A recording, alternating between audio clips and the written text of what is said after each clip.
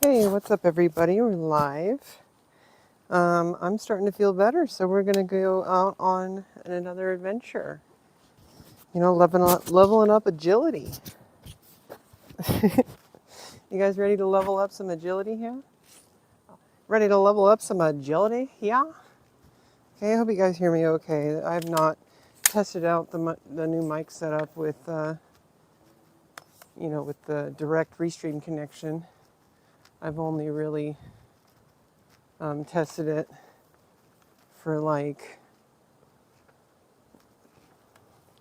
let's see here. Okay. Whoa, it goes way out. Yeah, I've never, see, this, the thing is like, the reason, like I wanted to, try it out with, I think it does drain the battery like crazy, but I wanted to test things out with, with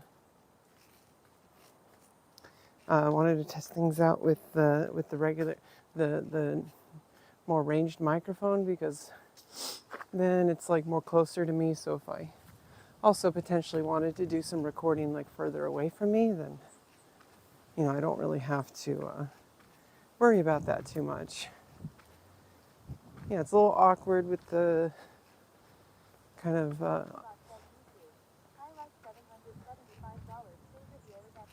hey, hi, live, do you hear me okay?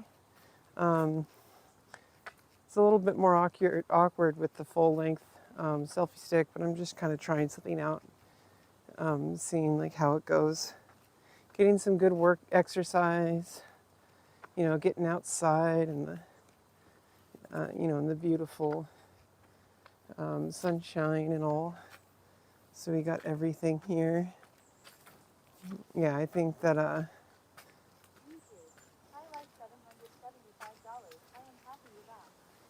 yeah, like we're back and we're exercising. Yeah, I actually feel a lot better. I think, pretty sure I was dealing with COVID. I think that was what's going on. Do you hear me okay? Is the volume okay? Do I need to raise the gain or anything like that? Because I don't know if you can hear me or not. It should be fine, right?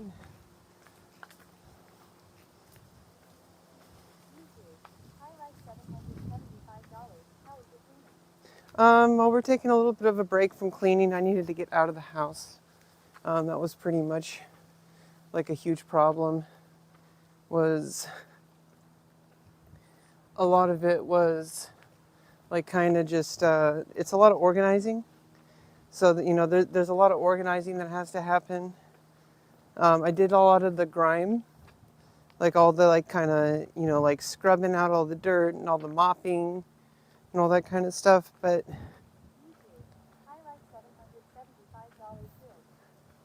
yeah, it can be kind of,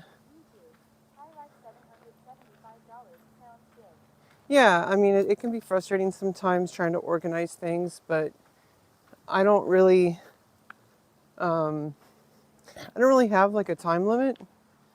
Like a lot of the kind of theme of like what's going on with my life a lot lately is that like I'm putting way too much pressure on myself and I don't really need to.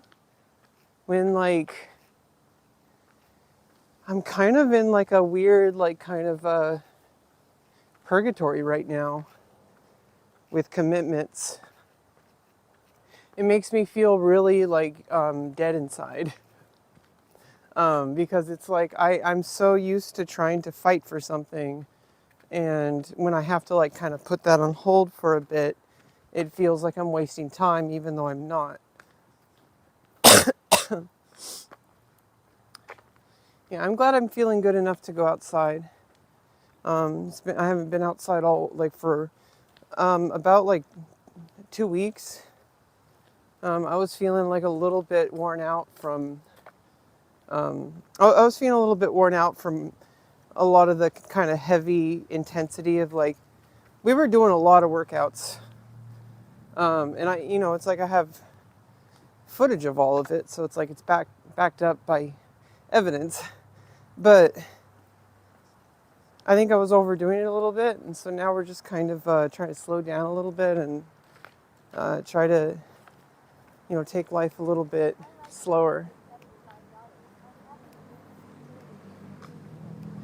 Yeah, that's always a hard one because it's always hard to find people who you can trust.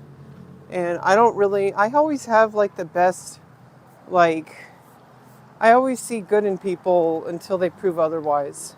I think that's better than the alternative, which is assuming that everybody's out to get you. And it's like,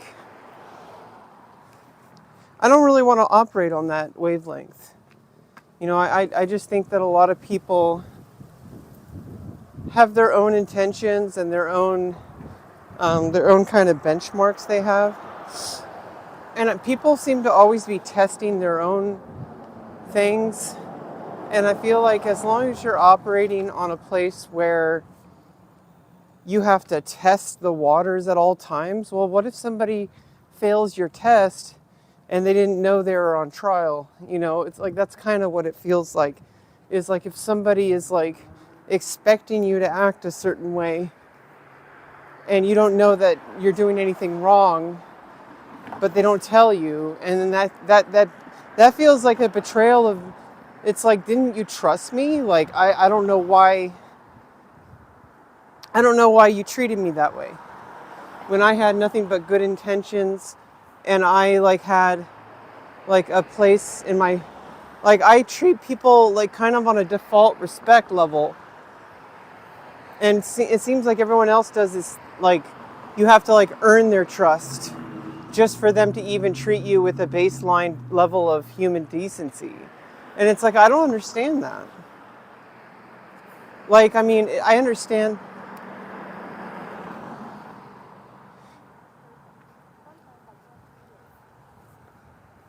Yeah, and it's just like, sometimes all it takes is like sometimes all it takes is like one bad thing, and then someone like completely writes you out of their life entirely. And it's like, I don't really know like how to operate any other way. I just kind of, I'm like an NPC in a video game is how I like to treat myself. Like some people have like deeper connections, like in The Sims. So obviously if you do more quests with me, then it's like we're going to unlock some additional storyline. But I'm not going to treat people like crap just because they just met me. Like I'm going to say, hey, this is a human being. Like let's operate on the default wavelength. And like I don't pick and choose with people. Only if it's like we go deeper. There's a difference when it becomes deeper, but that's more of like customization. That's not like, picking or choosing who you treat nicely. I don't like that.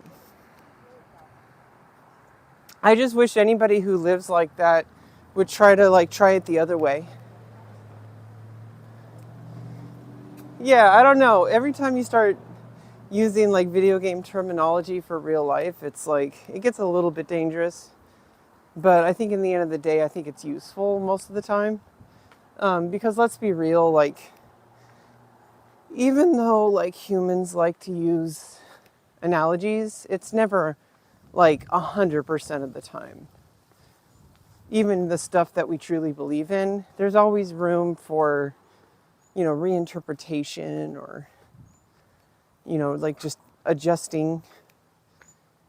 And like, that's what humans do. We're not AI.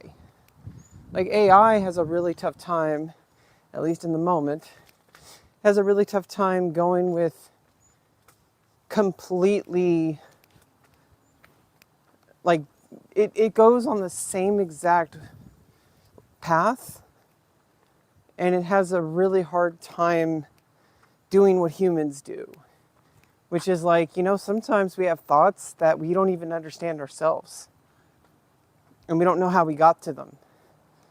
There's no logic, there's no reason. But machines operate on like, pure reason. And you could say maybe we're biological machines and we operate on the same way. But I don't know. I just think that, like, I think the things people fear about AI the most are only something to be feared if, for the same people that would, even without AI, fall victim to the same thought traps, right? Like, there are problems that just aren't even about AI. It's like there's certain people that if you tell them something, they kind of only think one way. And they don't really, they're kind of like, they're kind of like robots themselves. And there's nothing wrong with that because it's easier to operate that way and people are just trying to survive. Like, I don't think there's a problem with that. I just think that's like when people are overreacting about the problem of AI in the same way that people are overreacting about the power of social media. Because in the end of the day, it's a problem, definitely, but it's no different than any other problem humanity has faced. It's a problem that can be worked on. It can be discussed. It can be, just part of the overall zeitgeist of the human experience. And like, I don't really like falling into this trap of if it's new, it's bad. Like if it's AI, it's going to destroy the world, or all those kind of narratives that people push. I just don't think that it is what people think it is. I think it's just more excuses to avoid the hard work of finding ourselves, which in the end of the day is really the ultimate task, and that hasn't changed since the dawn of human existence. Every single person throughout all of history has had to go through these same questions. And now, with the advent of AI, we have another way to explore it. So if anything, it's improving society by giving us yet another tool that we still have to utilize.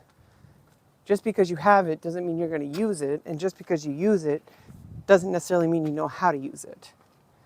Just like any other thing that we've done in the world, like as people, right? Like, nothing that we've ever done as a species has been foolproof, has been like across the board useful. There are things that have been beneficial to humanity, but have also caused problems, and vice versa. And I don't know, I think it's just, the problem with the way things are now isn't necessarily a problem of AI, it's a problem of algorithmic thinking. Like, people are so glued to the algorithm that they're failing to understand, like, just because you can and just because it helps you grow, is that really where you want to go? Like, you never stop to ask, like, whether you should. Just because it grows your business, well, what if by doing so you lose other things? Like, you still have to look at yourself in the mirror at the end of the day. Just because it gets a lot of clicks, just because it makes you money, like, that has always been a human problem, because there have been people throughout history who have profited on things that people would consider to be selling their soul. And you see that with, like, politics. There are people who are in politics who, for some reason, are able to do things that I would never be able to look at myself in the mirror after doing. But these people do it because they care more about money than their soul. And unfortunately, there's going to be people like that. And when there's people like that on the planet, you always kind of have to think that, like, just because you have the best intentions and you have the best, kind of most altruistic beliefs, you have to look at, like, what are the worst people going to do with this? And so I understand that. And, that's why I feel like that's our job then, is to, help. It's almost like AI becomes like an arms race. But I don't think it's insurmountable. I really do feel like it's a spiritual revolution more than a technological one. It's forcing us to stare into the void and ask the questions that we've been refusing to ask because we didn't have to before. Now we have to ask these questions because it's like being forced on us now. If we don't ask these questions, we're going to be sucked under the wave, under the current. And so it's like, I don't really think it's I really don't think it's like as bad as people think it's going to be. I mostly just think it's I mostly just think that whatever happens, I'm still going to be living my life, and I'm just going to adapt to whatever appears in front of me, and like not really like try too hard to like figure out how other people should live their lives. I think like that's the biggest problem, is it's like, stay in your lane. Some people, let's turn around. Some people, they find like something wrong that goes against their values. And we all do this. Like we go online and we see somebody doing something that goes against our own values. But that person has a different value system than us. And we're only going to hurt ourselves if we try to change everyone. And I know it sucks, and it's like we want to make the world a better place. And yeah, we do have voices, and we should be allowed to say them. But in the end of the day, like if you hurt yourself in doing so, how is that helping your cause? Oh, I thought you said emo, because I'm listening to TTS. Oh, in my opinion. Yeah, I mean, it is useful, but as I've been working with it, I've been making sure to tell it continually that I intend to use it as a tool, not as a replacement. And it agrees with me, and that's what OpenAI, their vision is to use human plus AI, not AI instead of human. But obviously, it is, oh God. It is a good tool in the sense that, yeah, it can also be a creative tool if you don't have the alternative resources. I still think it's always going to be better to work with humans, because then it doesn't have that icky feeling of like, am I just like, you're missing out every time you use AI tools instead of humans, like for creative work, like making like, especially when it's like photorealistic, like videos. That is kind of a scary thing from like a personal perspective, because then it's like every time you do that, you're missing out on an opportunity to work with real people. And it's like, yeah, that's good when it's like you really need something done. So it's good that we have that. I don't think it's bad, because if the alternative is nothing, then something is better than nothing, right? But I think the problem comes when it's like, yeah, it's going to get better and better. So it's going to be like less inaccurate, and it's going to be able to be utilized more efficiently and do better representation of human emotions and all those kind of things. That's normal. That'll happen with time. But in the end of the day, like I still would rather work with real people, because then you're not just creating something, you're also like, you're also allowing a different layer of thinking, which in the end of the day, I think is higher quality than any whatever, end result that you get for like the literal, because the AI characters that you put in your video are not going to be able to like really be an active part of the conversation. It's just more AI.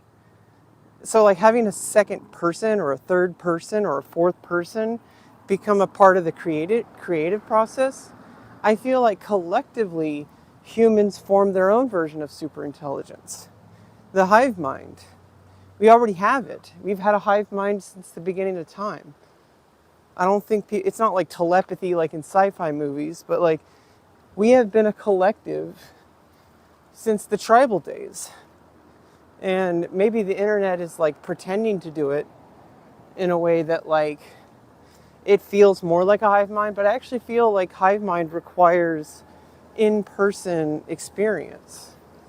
Like true hive mind is not digital. Like true hive mind is like you wake up and you know what your job is in the tribe, right?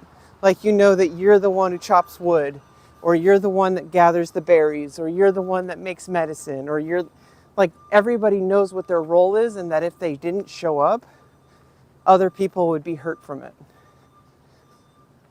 And so like that's a level of collective thought where your problem solving is not just about you. Everybody is collectively thinking about each other, because it's like we're all connected. And if we take that out, I think we lose intelligence. And so AI has a different type of, a different version of that. But I think what it's going to do more than anything is it's going to teach us just how much we really need our own superintelligence to come back. Because when people work together, we achieve insanely amazing things. Like if you get like 100 people working on the same exact problem, I think we do way better than like one person with the ChatGPT.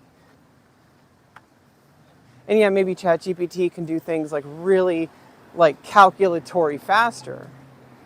So it's like obviously we could do both. You know, humans having collective intelligence and then AI doing the brute force calculations. And so we have some of the local Sebastopol artwork here. This is at the the fire department. It's a bee, and it's like the same artist that makes a lot of art here in Sebastopol.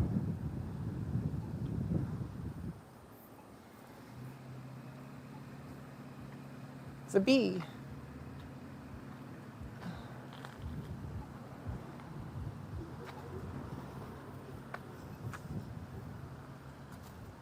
Buzz, buzz, buzz, buzz, buzz, buzz, buzz.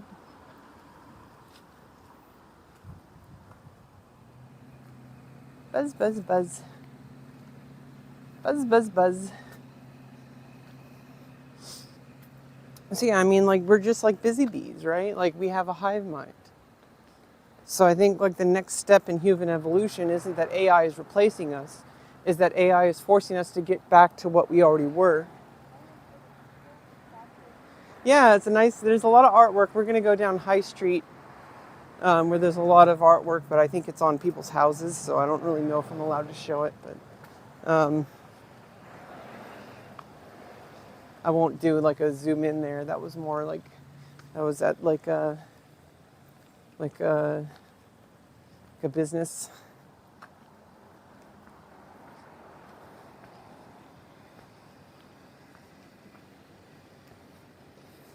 So I think like when people really,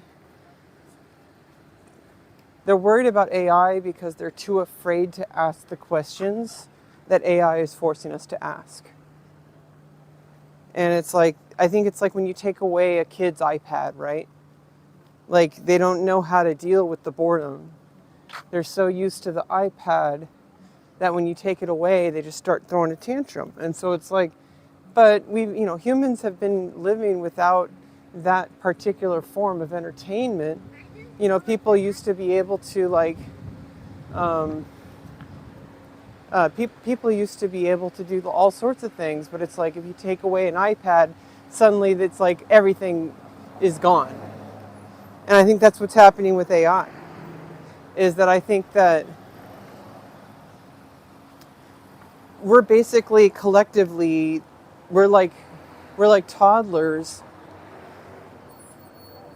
Yeah, like it's like we're toddlers. I didn't hear what you said, but collectively, because there's like traffic and stuff. It's like collectively we're like toddlers who've had their iPad taken away, and instead of doing the hard work of asking ourselves like spiritual questions and who we are and why we're here and all those kind of things, the things that people have been talking about, 3 a.m. conversations, you don't have to only have them at 3 a.m. It's just like how some people, and this is more of I think this is like kind of a trope that people talk about, especially it's like when people talk about like men, for example, they talk about how men are like really like kind of emotionally stunted. A lot of the times when like, you know, a lot of women are afraid to like try to connect with a guy, because as soon as you open those floodgates, especially if you've like, you know, been intimate, a lot of these men never had anybody in their life who treated them with any kind of compassion and empathy in that kind of way. And so they're not used to it. And so what happens is like, because they don't get that kind of empathy, they treat their girlfriends like a therapist. Because it's a serious problem. It's like, you know, toxic masculinity issues. Because it's like, you know, you're like, I shouldn't be some guy's therapist just to date him. And like, I know, I understand that he needs like support. He needs true like friendship and love. But it's like, it's because guys, when they have a problem, they just think about football. You know, they think about video games. They use them as a distraction rather than as a supplementation. Which means they're not truly enjoying them. If you really think about it, like a lot of the times these guys, I don't think they truly enjoy playing video games, because they're using them as a way to stop the intrusive thoughts that are asking them like who they are and like what their emotions are. And obviously this isn't about like all men or whatever. This is a thing that like affects a lot of men. And in a certain extent, there's a lot of women too who don't really like want to go to therapy or, you know, anything like that. And so you get a lot of people who are kind of glued to using external things as a replacement for living life as a human. That we've used in historical times. The only thing that would take away from that usually was probably like survival. Like if you know, that's like the Maslow's hierarchy of needs or whatever. But now our hierarchy of needs are pretty much, even if you're the poorest person on the planet, in the United States at least, you're still like already have your basic Maslow's hierarchy met. Like you could be on food stamps, or even if you didn't have those, you can find water like pretty much anywhere. Go to a drinking fountain. Like, you know, there's gonna be support to like have basic needs met somehow. If you're willing to work with whatever system is in place. The reason people have problems is because they struggle with drug addiction or alcohol addiction or whatever.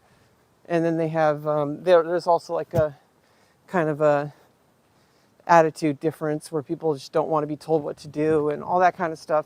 There's all sorts of problems. But at the end of the day, if you truly, it was life and death, you'll be able to find shelter, you'll be able to find food, you'll be able to find water, like all those basic things. In some way. It may not be like luxury, but you're not like we were like even like 100 years ago. But, you know, definitely like 1,000 years ago, people were struggling to have basic needs met. So that was like a big one. And there was probably people who were living in luxury who weren't necessarily being challenged, you know, as individuals, who kind of just, lazed about and just, you know, they were just like, oh, I wonder what we do today. You know, how about we just laugh at the local peasants? All that kind of stuff. And that was TikTok back then.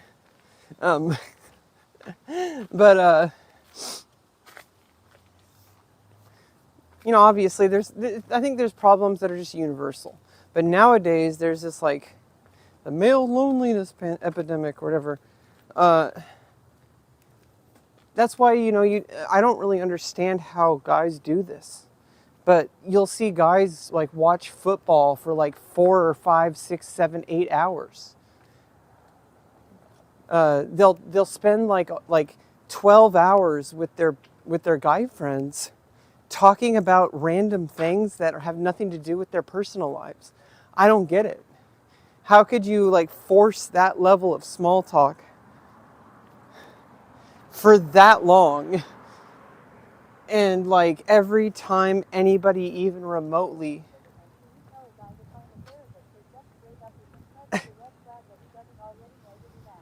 I don't like the idea of like red flags. I like the idea of communication. Talk to them like they're a person because they are. I think I think there are red flags, but I think they're like much more nuanced and complicated, and it requires patterns of behavior. Not necessarily like, oh, he doesn't see a therapist, and then you ask every single person in your social circle whether or not you should like that's a red flag or not. The only person that you should have talked to, the only person that matters is him. Like, it's like you talk to every single person except the one person who matters. And obviously what you want too. That's actually the one that matters the most. But if you're trying to start a relationship, and relationships even with two or more people, with one or more people, requires communication. And with the absence of communication, like, you're just going off of things like it's a social media profile. You know, it's like, this isn't social media, like, this is real life. And I think it's like people have just kind of connected them too much. And it's like treating people like they're AI. But that's if anything is going to destroy humanity, it's not going to be AI. It's going to be people's reaction to AI. And if people don't take the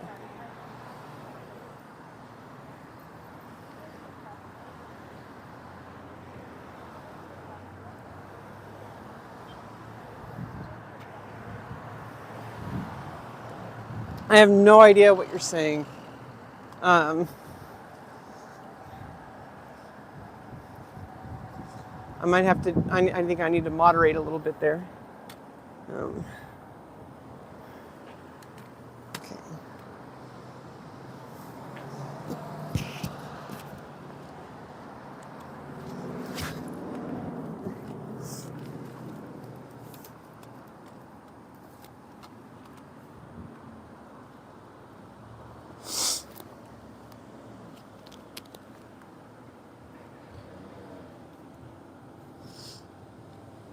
What the fuck? Let's make out. What? Okay, Sylvia sucks your band.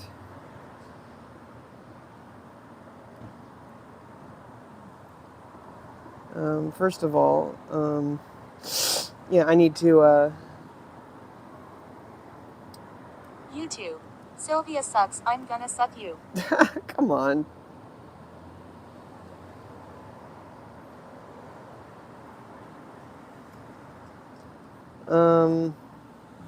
Let me just deal with this really quick.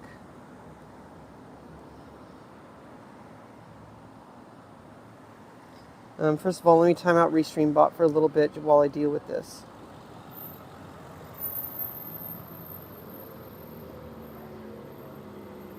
Okay.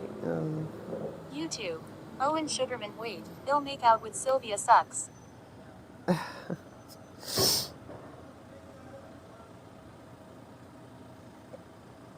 Let's just time out for a bit so I don't have to deal with this.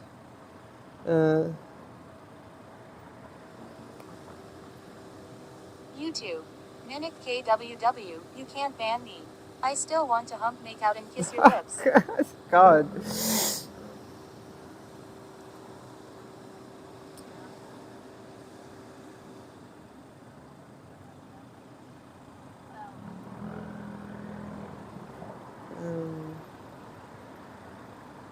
Yeah, YouTube chat bans are harder, like from mobile, but I can do it. It's fine.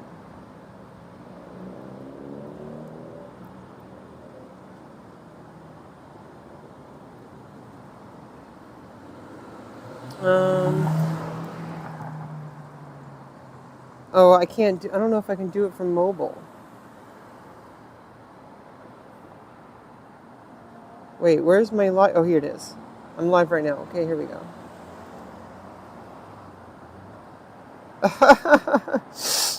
Okay, so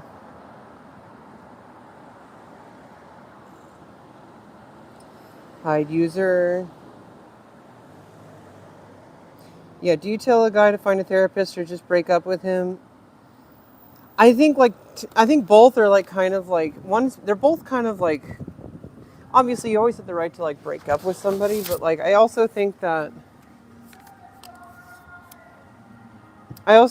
like telling someone just to go see a therapist is kind of passive aggressive because then it's like that's not really trying to have a conversation, that's shutting down the conversation. Like if you just like shut down the conversation instead of actually talking to someone, like that's also a red flag. So like you kind of have to weigh it. It's like a video game, right? Like you kind of have to weigh your options like across the board. That like your actions are also going to be judged, right? So it's like I have a hard time understanding social rules and all that. But even I know stuff like that, like that. You know, there's just certain things like I know how to stand up for myself. You know, I know how to like if something makes me feel bad, I have no shame, even if the other person is like, "Oh, why are you're being?" You know, like if someone's gonna get like defensive about something and like you do something and then they say that's not fair, you know, you're being too harsh or whatever. It's like, well, I don't care. Like I know how I feel, and I don't think the answer should be getting defensive because every time I've gotten defensive, because I've done it too, every time I've gotten defensive, it's caused nothing but friction. And I think the answer is having like a genuine conversation if that's what you truly want. Like if you truly want growth, if you truly want like things to, you know, be patched up or whatever the case might be, like I think it's your responsibility to have the tough questions, like the tough conversations. We need to get away from traffic. It's getting really loud and it's kind of making me feel nervous.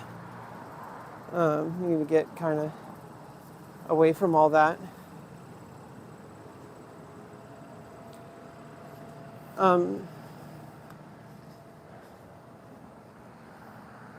I think in the end of the day, like the best thing that you can do in any situation with another person is to just talk to them. And if they can, if every single time you talk to them, it's a difficult, like friction heavy, like problem, and they're not doing anything, and you're doing all the work, then it's time to just leave the relationship.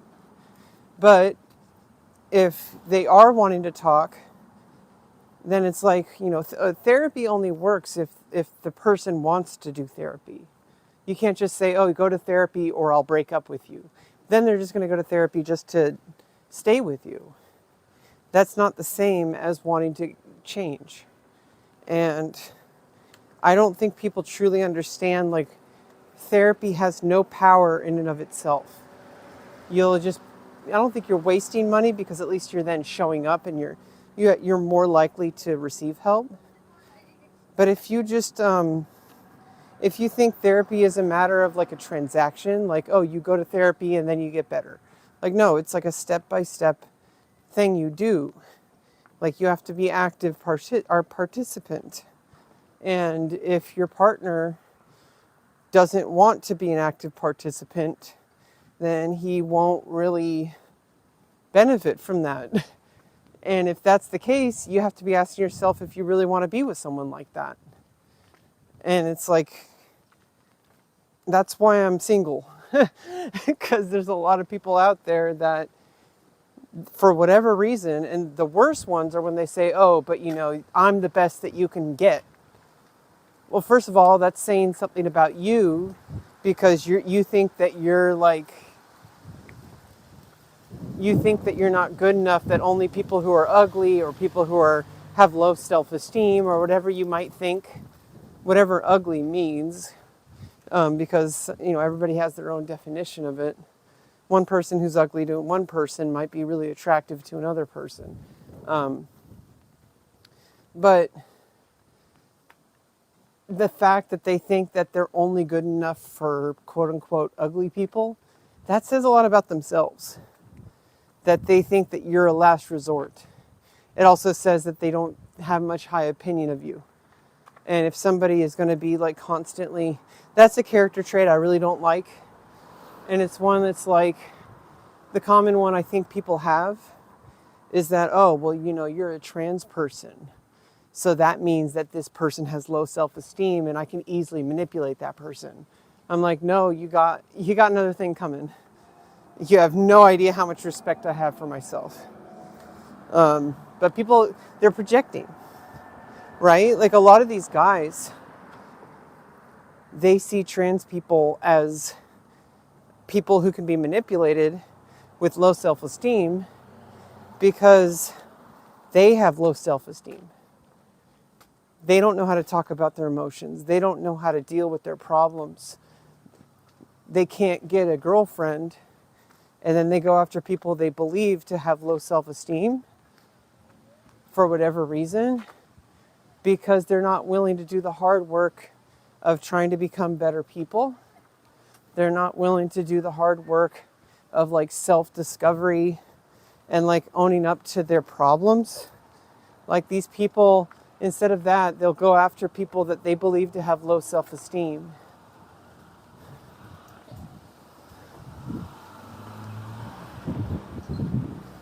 And it's like they go through this never-ending cycle of like, oh, I don't know why she broke up with me. Oh, it's the hoflation, bro. Yeah, like it's always some bullshit like that, right? It's always some bullshit where they're blaming everyone else but themselves. And you know, it's the really fucked up part is these same exact type of guys will like accuse like all sorts of different like women of like not holding themselves accountable, and it's just more projection.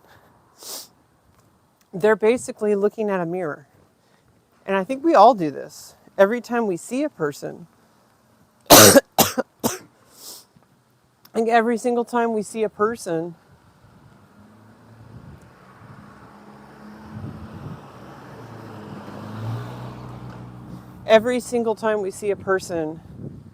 we're projecting who the problems that we have.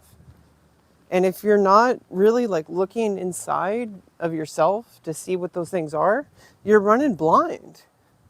And you're going to miss out on all the things that you blame on things that might be true sometimes. But like, I think a lot of the times, a lot of the problems we see with other people are more about ourselves.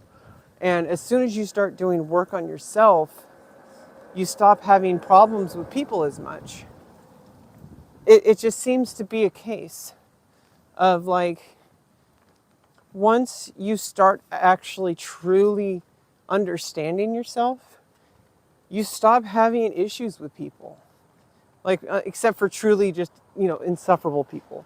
But I've just kind of noticed that as soon as I like really started working on myself, I stopped caring what people thought. Or like, you know, I stopped trying to change people. I stopped trying to like constantly like judging whether or not someone's opinion was like correct or not. Like I stopped caring. And it's because I was like caring more about myself. And I think that there's like a lot of my experience that I feel like, you know, I can share that part of my learning with the world somehow, like I'm doing right now. And if you're talking on YouTube right now, it's hard to moderate, so I ban Restream chat when people start being weird, and so blame them, get mad at them, report them, block them. Anybody who's typing anything weird in YouTube chat, I'm sorry, but it's too hard for me to moderate. If you want to actually talk to me, you can come on twitch.tv/rebeccaloran, Rebeccaloran, and I will hear what you say on TTS, and it's easier to ban you if you're a problem. But basically, like, I think in the end of the day, like, life is kind of like an empty canvas. And a lot of the things that people will tell you, oh, you can't like this thing, you can't act that way, you can't make that kind of art, or you can't, like, all those kind of things. Just give them the finger. What are they really going to do? Like, are these people going to control? Like, I feel like for the longest time in my life, fuck. For the longest time in my life, I had always been trying to make everyone happy. And I think the moment I started actually becoming happy myself was when I stopped trying to make everyone happy. Because you're not going to make everyone happy. Not everyone's going to like you. And I think I got a lot of panic. And it's like a basic social survival skill, right? Like, people generally don't want to alienate themselves from the tribe. And so I think there is a natural instinct to freak out when people have a problem with you. But the thing is nowadays especially, you can communicate with Joe Schmo from like a million miles away. And there's like 200,000 more people than you would ever have met like 1,000 years ago. And so it's like, we're not like evolved to deal with this level of tribe. And so it doesn't mean it's like we're going to break, or, humanity's destroyed, or any of that nonsense. But what it does mean is it means that we kind of have to filter a little bit better. We kind of have to like set up our own boundaries. And now more than ever, we can do that. But I think the big problem is like, it's so easy to feel bad for doing it. Because we're like, oh, maybe I'm too weak of a person because I had to block that person, or because it's like, no, if this person is completely like disrespecting who you are as a person, and they're causing you distress, and all forms of communication on your part have been ignored, then this person is not respecting you as an individual. It's one thing if somebody disrespects you, but then it's your job to decide if you're willing to have a conversation. Because if you're not willing to have a conversation, you don't know if that person's an asshole until you've had that conversation. So if you're not willing to have the conversation, then you have to accept that this person may or may not be an asshole. So I think it works both ways. You kind of have to look at, if you do have a conversation and that person continues to double, triple, quadruple down, then they're an asshole. And they may not think so. And that's the thing, is you have to kind of be okay with not changing them. It's the hard part of human relationships. And this, from an autistic person who has no idea how relationships work, I seem to understand a lot more about relationships than I realize. And I find out more and more as I've kind of traveled through the world. I keep accusing myself of not understanding human relationships. But it's like, I have to understand them. That's the reason why I have very few people in my life, is not because I'm like bad at social skills. It's actually because I'm so good at it. I don't want to get into that right now. It's not, but what I'm talking about is like traveling through, like as a human being, like in the world, not like traveling physically, but like traveling like consciously, like through meeting different people, all sorts of stuff like that. It's not that I have poor social skills. It's that my social skills are so attuned to survival that I've filtered people out quicker than most people do. And so that's not my failing. It's actually, there's just a lot more people who don't really deserve our shine than we want to admit. I think we like to see the best in people. We want to think that people are, all good. Most people are not good. There are a lot of garbage people out there. And I think the problem comes when we start to believe that everybody can be saved. Because everybody can't be saved. Some people are just assholes. And a lot more than we think there are. And I think once... Oh, God.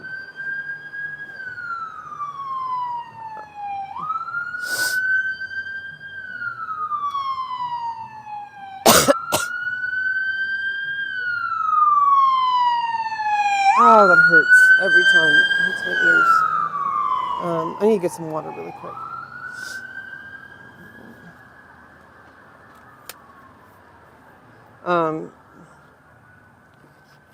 I think, like, the biggest realization I've had is that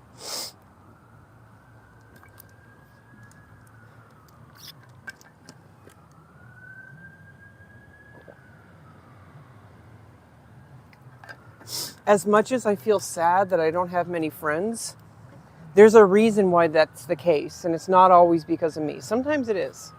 Sometimes it is. Like, sometimes it actually is because of me. But I also have to realize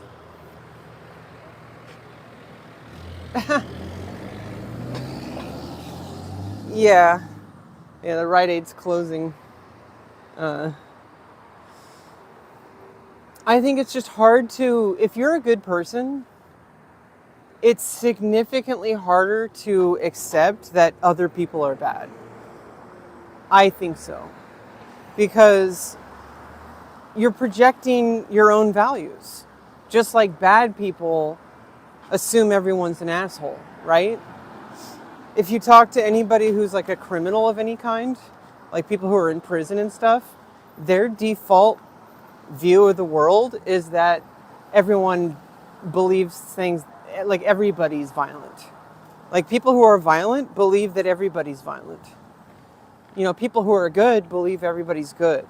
And that's why good people are manipulated the easiest.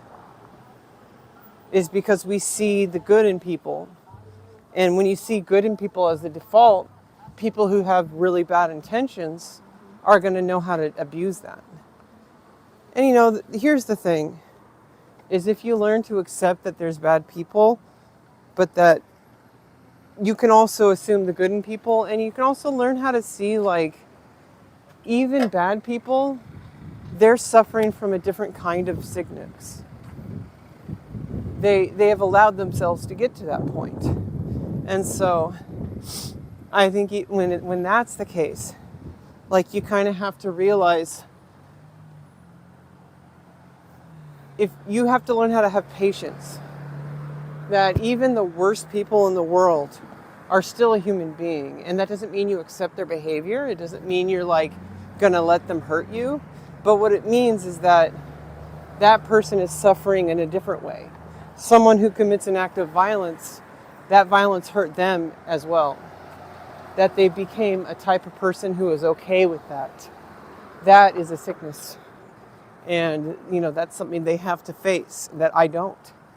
And, you know, I have to face my own demons, of course. But I think, like, for the most part, when you've kind of, like, learned how to cut through the bullshit and you, like, understand, like, how to respect yourself and your boundaries, you end up having a lot less people come into your life because you just kind of naturally filter them out. Because you're not wanting to deal with that bullshit. It's too exhausting. But then also, you kind of run the risk of kind of being way too aggressive with that filter. And that's kind of the problem I have.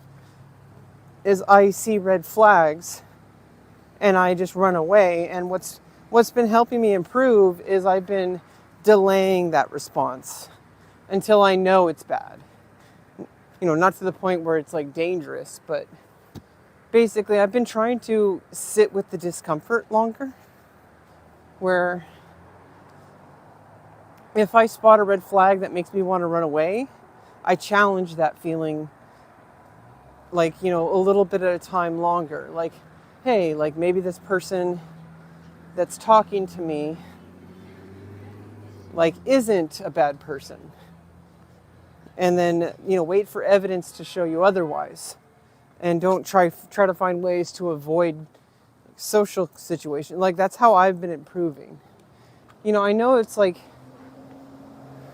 I'm really harsh on myself and calling myself like broken for being autistic and all that. But actually, like, I think a lot of it was because I had to get those surgeries to happen. It forced me to have exposure therapy, which is known to help with autistic people. Because we're not broken. We just have deficits, just like anyone else, but our deficits happen to be like a very kind of specific set of commonalities. They're usually social in nature. And the thing is in order to get my surgeries to happen, I had to challenge those things directly. Going to multiple appointments without canceling, that was a big deal. I know it sounds like an easy thing to do for most people, especially if you have a full-time job. But for an autistic person who has had a challenge with, has faced challenges with responsibility for her entire life since like elementary school, like I think as early as, I think it started in 6th grade. I think 6th grade is when I started not caring about school as much at some point, because I was like, why even bother? I'm not getting respected by the teacher. I'm not getting respected by the school. I started picking up on bullshit that the school was like manipulating me and all that kind of stuff. And I had behavioral problems, yeah. But, I was at the time undiagnosed. And so it's like I was being neglected by the adults who were supposed to be mentoring me, who were supposed to be protecting me. And I needed to be protected, and I wasn't. They treated me like an adult because I knew how to read and write. Like, I was able to have arguments with teachers in ways that, like, I don't think even some college students are able to do back. I don't want to, like, blow smoke up my own ass or whatever, but it really was a thing. Like, teachers called me disruptive because, like, I was too smart. They said, give the rest of the class a chance. And so I felt like, what's the point? My intelligence doesn't matter to them. And so I stopped trying, because I used to like getting praise from the teachers when I was much younger. But I think by 6th grade, I had a teacher who was just treating me with significantly more higher standards than the rest of the class, because of my intelligence. She actually made me hate writing. I loved writing up to that point. I think she did the whole thing like, oh, you're writing so good, you're so high level at this, and then it's like that was good for a while, but then she started treating me like I was like in high school or something. She was like saying I started writing a novel in 6th grade. It was stupid. It was basically a Final Fantasy fan fiction anime Ninja Gaiden or Ninja Scroll like kind of anime thing. It was stupid. It was like a 12-year-old. I was a freaking 12-year-old writing some stupid novel. Okay, like, it was stupid. It was stupid. But that's not the point. This is closed because of road work. The point was that as soon as I brought it to her, I had like 5 or 6 pages that I had written like at home. I think it may have been over the weekend, or it was instead of playing video games, I was writing a book. I was 12 years old. I had PlayStation, I had Super Nintendo, like NES, like I had all these video games. And I was writing a novel as if it was an anime video game thing. That was exciting for me. I was excited. I was having fun. I was treating it like a video game. I was like, this is awesome. This is the best story ever made. It's going to be an anime. Like I was a stupid kid. But then I brought it to school And I showed it to my teacher, and that was the worst mistake of my life as far as my writing career goes. Because what happened next, for all your, clip watchers, for your YouTube shorts, find out what happened next. Like, you wouldn't believe what happened next. So I brought my novel, my 6 pages or whatever of a novel. You wouldn't believe what happened next. She said, she like glanced through it. She didn't even read it. She like glanced through the pages, she's like, oh, this is great. But you know that this isn't how people actually write novels. They don't just start writing. They have to outline and plan and research, because she was trying to make it into some kind of like academic thing. She was trying to teach me how to be a better writer for college. Like, I was 12 years old, and she was treating me like I needed to do this like a homework assignment, and I felt miserable. I was like, I thought she was going to be impressed. I thought, and that was like the moment the veil came off. And honestly, it may have been the best thing that ever happened to me, because then I realized that adults don't give a fuck about me, and that I need to find my own worth. And unfortunately, I found I didn't do that because I was a child, and I just played video games and watched anime. Stayed up till 2 or 3 in the morning playing Diablo 2, hardcore, and I had like a level 56 sorceress, and I don't even think she died. I think I just quit. So I got level 56 on hardcore Diablo 2, so that was kind of cool. But like, looking back, that's kind of impressive for like a 13-year-old back then. But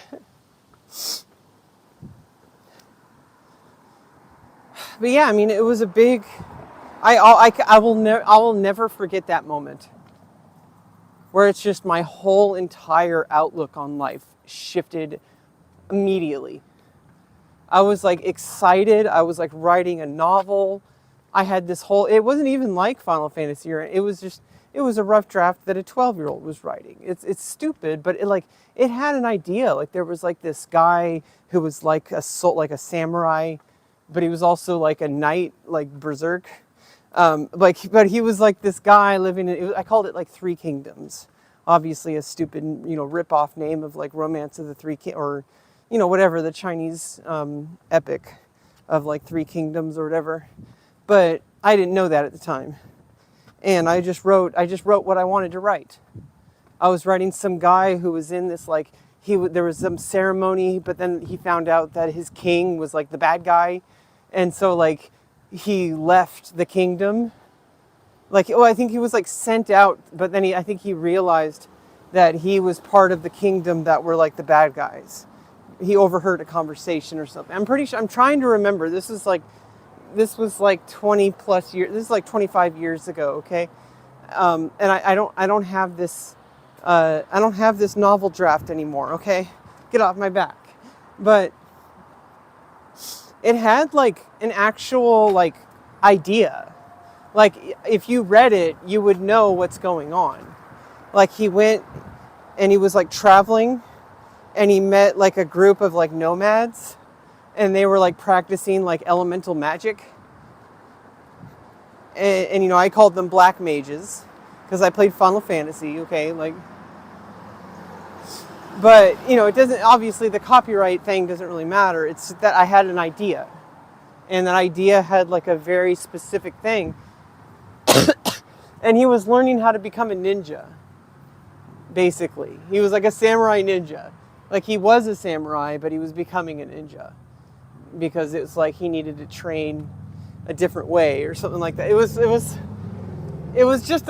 kind of like, obviously, amateur writing. It's like, it was just, this happens, then this happens, then this happens. But I was 12 years old, and that was the first time I had ever tried to write an actual story. Like an actual, like, not like a super quick short story thing. I was actually trying to write like a novel, because I had been reading books, and I think especially like after Harry Potter, or maybe this was before Harry Potter, I'm not sure. But I wanted to be one of the people that wrote books. Because I read books and I'm like, I want to be a person that somebody reads and like challenges their view of the world and helps them understand themselves better. Like I knew that as young as like 12. And this teacher destroyed that. And yeah, I could blame her, but I'm still recovering from that. And it wasn't just her, to be fair. It was a culmination of every single adult that was in my life that was responsible for protecting me. And that was just the straw that broke the camel's back. If it had just been that, I don't think it would have been as bad as it is. I think it was because I had a significant lack of mentorship and protection as a child. Severe lack of adult support as a child. I don't want to sugarcoat it. I was basically raised by TV. And I know it's not like uncommon, but it's a fact. And I don't want to compare myself to other people. I don't want to like try to say, oh, you know, you need to feel sorry for me, or it's nothing like that. I'm just trying to share it how it is. That this is the reality I've had to deal with. And, you know, no amount of, brushing it away is going to change it. That for better or for worse, this is my reality. And I think like in the end of the day, I'm going to find, you know, what really matters in my life. Like in the end of the day, I'm going to find my way to where I need to go. I'm already kind of doing pretty good, even though it doesn't always feel like it. I mean, like it took a lot for me to be able to become the person who was able to get all the access needs that I had. And so like I think this all stemmed from, you know, I said, even I, this broken autistic person, even she can see like, you know, how to filter out people who are going to not be a right fit for you. And I think I do it a little bit too overzealously. Like I think I'm a little bit too quick to judge. And I think I miss out on a lot of social opportunities because I'm just simply not allowing, I'm simply like not allowing like people in when I could be. There have probably been situations where I could have had really meaningful relationships with people, like friendships, or even romantic partners in the past. But, you know, you have to understand that, yeah, I could say, you know, oh, what could have happened? It's all my fault. But if it was right, it would have happened. I was not in the right headspace. I was not strong enough. And I know it's like, it's just like with transition-related things, right? You could have said I was too weak, 18 years ago, when I was like 18, 19. Like I knew around the time I was like 17, 18, 19. There were multiple barriers in my way. And I think blaming myself for not being able to be a superhuman is ridiculous, because it's like I was not ready. I was not strong enough to face the reality back then. I wasn't equipped. And I don't want to make this into a political thing, but I feel bad for people who now we know more about how to help trans people, and yet now there's like legal barriers. But that now it's a civil rights problem, which is very different than the problem I faced. I didn't face a civil rights barrier. I faced a personal barrier. But the good news is that people are facing the personal barrier much, much, much better than they were when I was 18. So 18-year-olds today and younger who are dealing with these personal gender identity challenges, they're much more equipped than I was, and that's all we can really do for the future generations, right? We can't go back in time and change our lives, but what we can do is we can kind of lead the way so that they don't have to try so hard. Because I would have wished that I had the support that a lot of these younger people do. I wish I had a lot more acceptance of myself. And a lot of it goes way deeper than just gender. It's like, it's so multifaceted, it's probably not even worth analyzing. It's like moments like with that teacher, right? And I think everybody has like a moment in their life where they have a teacher who believes in them. And when that trust is shattered, that can really change things in a person. And I'm not really sure why I'm talking about this. It's like one of those things where it's like I kind of just ramble on about things like this, and maybe I shouldn't talk about it. So, I don't know, I'm just trying to enjoy the walk. I don't want to get lost in, rambling on. Because it's like, it's a beautiful day outside. I haven't really been outside for the past week or two. I haven't gone on a walk for like 2 weeks. And so I'm this is kind of alien to me. It almost feels like like I've been locked away for like, that's what it feels like. And then I go outside and it's like, whoa, like this is like a strange new world. It's kind of beautiful here. Like, it's like you see like all the green. And yeah, it's like every time I go back and forth between two different like time. There's this two weird like extremes that I go to like as I'm streaming. One of them is oversharing. One of them is undersharing. That's a problem because they're both problems. Undersharing sounds really fake. Like, oh, let's talk about the trees. Oh, isn't it such a beautiful day out, chat? Oh, it's so wonderful, isn't it? Oh, I hope you have a wonderful day. Like, yeah, that's fine if it's like genuine, but if it's just like, I'm trying to not overshare, then that's like not authentic, right? And I think there's a middle point, which is like what I'm talking about right now. And this is how I try to deal with oversharing. I try to find a thread that can be understood by more people than just myself. Because I think with oversharing, it's like when you're talking about personal information and the only person who really benefits from it is me. Like it's not really something that the public can understand or digest. But I think like there's a way, I think there's like a way to talk about a personal topic in a way that's accessible in a more broad, like public kind of way.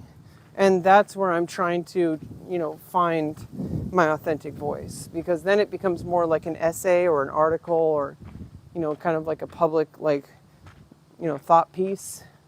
It's a broader idea. Like I can open up ideas about like, how do we deal with relationships? How do we deal with, having a teacher that broke our trust? Those are things anybody can relate to. I can use a personal story, but then I can kind of bring it back to a more like kind of public-facing idea. And I think that's where like things start to become more digestible. If not like, the best content I've ever made, but like I think I'm on the right track, which is what I'm mainly looking at. Now, if I look at my YouTube analytics, I've actually been doing significantly better. My graph is going up. It has been for a long time. I'm getting like thousands of views more than usual. I'm gaining subscribers. I think we're almost at 800 subscribers. So if you're on YouTube right now, I have Restream banned because people were being naughty. If you're trying to chat in YouTube, I can't see it right now. I would have to see it in the VOD. If you're being naughty, please don't. If somebody's being naughty in chat, just report them on YouTube. If you want to communicate with me, just make sure to join my live stream on Twitch. That's at twitch.tv/rebeccaloran, RebeccALoran. But we're kind of coming up to a close. And I kind of think that, things are going to be okay. I think we got a nice walk today. And let me just set up here for really quick because this is kind of cool looking.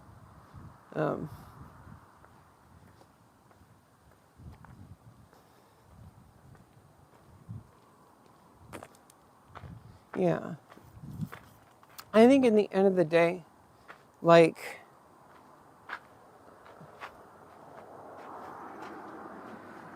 I think in the end of the day, like, the important part is that I'm coming up with long-term plans about how I structure my content and whether or not I do them on live stream or whether or not I write them for my blog. I'm doing the work right now. And next time I show up to my keyboard or my notebook to write my next article, I think I can use what we talked about trying to find like common threads where it's not just personal info dumping, where it's something that people can latch on to and relate to. I think that's the secret. It's the elusive secret of content creation that nobody really knows how to do, and you just have to keep trying until you figure it out. For every single person, because everybody has their own specific recipe they need to find. But anyway, thanks for joining. Thanks for joining my live stream. I hope you guys have a great day. Just make sure to get out there and go for a walk if you haven't, even if it's just to check the mailbox. Do anything you can to get out of your normal bullshit, especially if you've been wanting to. And just stay safe, stay hydrated, eat healthy, get some minimal amount of exercise, even if it's only like I said, just going to the mailbox. Do some squats. I've already done like 20 today, so I only could do one. See you guys. Bye bye.